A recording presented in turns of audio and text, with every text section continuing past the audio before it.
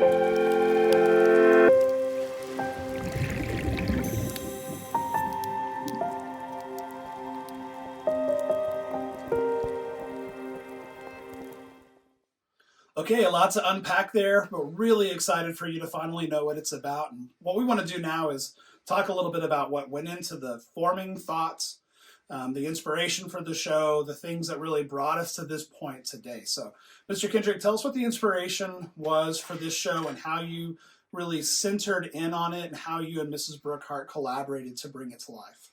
So I've always wanted to do some kind of ocean themed show. It's something that's explored a lot in the marching arts. So I kind of wanted to find a way to give a unique twist on it.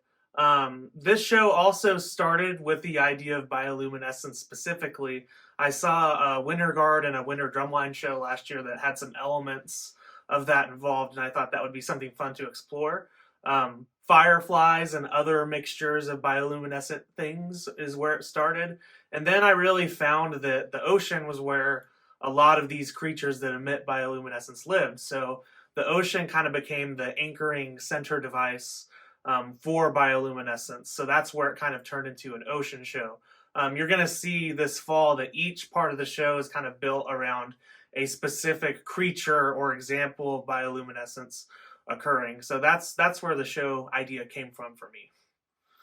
And some things that you won't see in the show is that this is not about sailing. This is not a whale show. This is not about, sort of the exploration elements of the show. This is really about the creatures that give off those incredibly vibrant lights and emit these wonderful colors. And so we really, I guess, pun intended, are doing a deep dive into that. But we're also trying to be really clear about not letting other things be a part of the show that sort of cause the show to not have the same sort of focus that we want for it to have. One thing you may have noticed in the musical selections is that none of those pieces in particular are about the ocean or have ocean themes as a part of what they're using. We really went through and decided, okay, what are the four things that we would want to see in the show in terms of the focus for the audience? Let's make those movements. And then let's find music that we can use that fits what we want that part of the show to communicate. So you'll notice that there's a pretty wide variety of things, from some more modern things like the Lost Into Trying by Son Lux to things that are more in the standard repertoire like the Prokofiev Dance of the Nights. So really what we're trying to do is find music that, almost like a short film, fits the needs of the scene and not necessarily as for ocean songs or for sailing songs. And for sure, there are plenty of those to pick from. So a few things on the design element as we stay together as a design team and we continue to find what's working really well. We're only making small adjustments from what we did last year to this year. I'll continue writing the Wind book, but we'll do that with the aid of Ryan George, who has provided us some previous arrangements of things that he has done that we really loved. And so he's given us permission to not only use those, but to customize those for the band. We are keeping Alex Beltran as our percussion battery arranger. And this year, we're continuing to use Miguel Perez as our sound designer, but he's also going to take on the writing of the entire front ensemble book. So I'm happy to turn that over to somebody who is doing that really regularly, who has a really fresh voice. He's been around our program. He knows what we're about. He knows what we do well. And so I'm excited for his sound design and his front ensemble parts to be part of a seamless product. We're keeping Dr. Brooks as our drill writer, of course. And last year we took a big step forward with Celestino Sosa not only continuing to write the guard work and have a heavy influence there, but also coming in and being a consultant on what we're doing, as well as writing our choreography for the band at large. That obviously was a big strength of ours, and we thought that was an important step forward for our program. So we're not changing anything about that. We're exploring that same thing with Celestino, and excited about what that growth is going to look like using the same source for that material.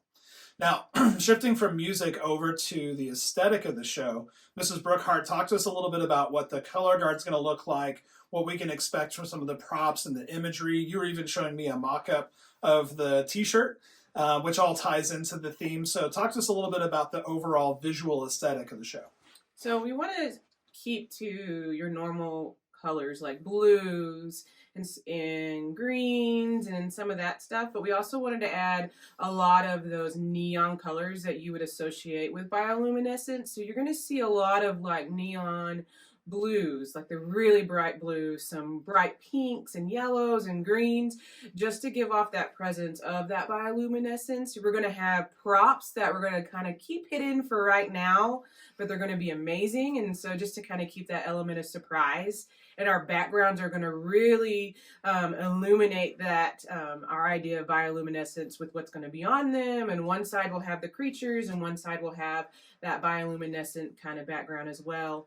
And then our guard uniforms are going to be the same. Like the base color will be that blue, shiny and pretty, but ever so often you'll see kind of every single one will have something different to add to those bright colors. And so we'll have lights, kind of like what we've had in the past, but kind of doing it differently, just to continually add that bioluminescent feel to the show, because we want it to feel like you're down in the depths of the ocean and the only thing that you have to see are the lights and the colors that we are portraying to you.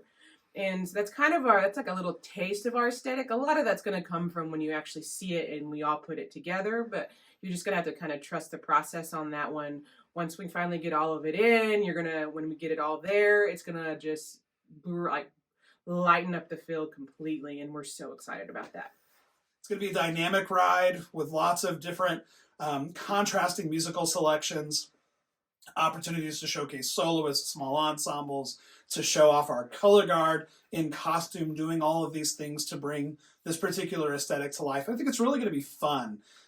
So we're really excited to get going with this, to get the arrangements done, to get the drill pushed out, and to wrap it all up in a bow and hand it to you guys over the summer. As we're able to, and things get completed, like musical arrangements, we'll share that stuff with you guys. We'll push those links out to you. But speaking of links, if you'll look in the comments of this video, you should be able to find a playlist or a couple of other links that might give you some more things to look at in terms of the inspiration for the show. One of those specifically will be, here is the source music that we're drawing from. So you can be listening to the original selections as well. So we're really excited about the show. I think this is going to be our best year yet. In fact, I know it's going to be our best year yet. And I'm just really, really knocked out about what we're going to get to do and excited to share that journey with you guys.